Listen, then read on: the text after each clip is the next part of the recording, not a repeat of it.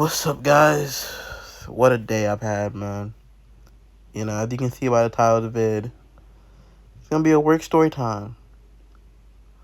The time I got betrayed by a coworker. And this just happened today. Just happened today. And it's crazy. I did, 3, 4 vids? And it's crazy how that all lined up to this. You know? If you watch all of them. If you haven't, that's cool. But episode 1, 2, 3, and 4, they all lined up to this. Right here. This special. You can even call it the finale. So, come to work 10 minutes late because it takes me 50 minutes to get there. It's been a weird energy, weird time. Matter of fact, no, that's the right pacing, right? So I come to work, and within like 10 minutes, I'm already getting hot because they're like, "Oh, come to my office." So it was my manager and the ASM assistant store manager were like, "Come to the office," and I'm like, "Ugh." I'm hot. I'm like, this gotta be about my lateness. And I'm like, yo. And I'm already like getting nervous. I ain't even gonna lie. I'm not gonna talk tough. I was anxious. I was nervous. I was already a little upset. Right? Okay. So they sit down. They're like, oh, I'm hearing the manager. He's like, I'm hearing you're not happy at work. I'm hearing you have some things to say. Da da da da da. I say da da da da because he wasn't specific. He was vague. He did not tell me what was said, even though I know who said it, so I know how the words were twisted. He's like, yeah, you're saying you're not happy, and then you also said you think you're not you don't like me and this other girl's relationship. Those two are dating, just for FYI. But he's trying to hide it, right? So there's a whole lot of layers y'all don't get, but basically these two are dating, and he's trying to tiptoe around it, and he's trying to keep it like a secret.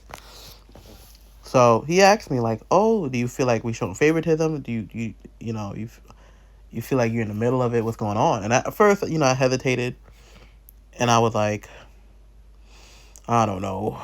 And I was like, I love that y'all are. I kind of, because the ASM was there. I was like, "Yeah, I'm glad that y'all are dating, but I feel like there's a huge elephant in the room when I'm there." And I guess he didn't understand what I meant, because the ASM was there. Because whatever. So then he's like, "Oh." He's basically saying, like, he's hearing that I have something personally wrong with him. Which look, this is work. Don't be stupid. Do not keep it a buck with these people. Even though I kind of did. Because I said, I didn't say that I had a complete issue with him. But I did tell him, like, yo, there's people here who are getting some type of favoritism. Because I come to work, and these people didn't do anything from 8 to 2. And I come here in the afternoon, and I have to do all their work. From little work of 3 to 4 people. He's like, well, is there anything I can do? And obviously, yeah, you can work better, but I ain't say that. Because he comes at the same time as I do. So, you can work at your own pace. As long as you get something done, I don't care. Like, I'm not the manager. You are. So, like, you may be confused by why I call it betrayal. But it's because a lot of stuff I said, I told it to somebody in confidence. And they used... Well, I didn't tell them everything. I'm not... See, that's why you gotta be careful.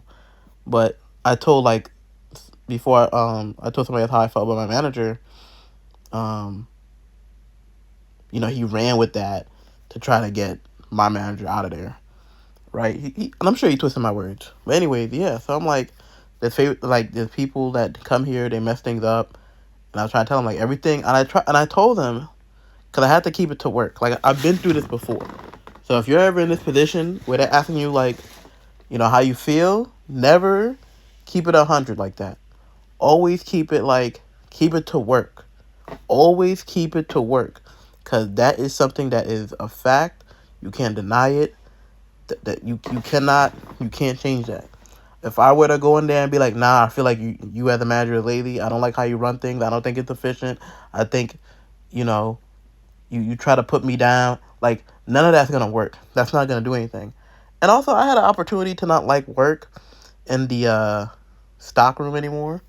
But I'm like, I don't think that's gonna work. They're gonna try to make me like what they will do. Because if you think you tell them like you're not comfortable, and if you're good at it, they just gonna let you go back to where you want to be. That's not how it's gonna work either. What's gonna happen is they're gonna try to make y'all work through it. Maybe have another manager be there, create this tension, create this uneasiness, and it's gonna make an even worse work environment. Because work, they can never. They look. They don't know how to fix that, and that's another thing, right? Because I could easily have said, yeah, personally, I don't fuck with you, and I wish you would change. They're not gonna change. If you want the job to change, you gotta change the people. You can't expect the people to change. Listen to that again. You gotta get rid of the people, but not make, because if I were to say everything I said, he would just feel like, oh, it was misconstrued. Like no, I know, I know what's up, right? So and that's basically what it was. I'm sorry if that sounds like, because this will sound confusing, right? Because y'all don't know the whole background. If I did a whole background, this whole vid would be an hour. So, so basically, like I said, like from all my work dramas, I've given my, I've talked about laziness, promotion, jealousy, and all that. It's all led to here, because all of that is what led to me being in that position to where, we had to have a second manager in there talk about like, how I had issues with this, and you just got to be careful. Just be careful, because because like I said, like I've been through this before. It's not gonna change. You know what I'm saying? And even in the same job where I've actually have said my piece and my issues, they came at me and threatened me. This was like 2 years ago, talking about, oh well, you'll never be manager because you late. I'm like, you better promote somebody who's always late. So, that's why I always say there's favoritism in the workplace. So, like I said, happened today. Now, even though the guy who I told it to, he betrayed my trust by doing that. Or maybe in his head he thought he could look into it. Like, I am glad we had to sit down. I mean, yeah, things didn't change. The atmosphere got better, but it's like subtle. It's like passive aggressive still. I don't think nothing really changed. I think people are just putting up fronts. And I'm gonna say this, right? Because like I said, y'all still don't know the whole thing. This manager of mine, this got to be the second black dude he complained about. He's quick. He's quick. Like, he's found his button. He's quick to get rid of a nigga now. Like, first guy, I think he's gone. Either he quit or they fired him. It's one of those, right? And now they complain about me. This time I only had a sit down. They said it's not official. It's no written thing.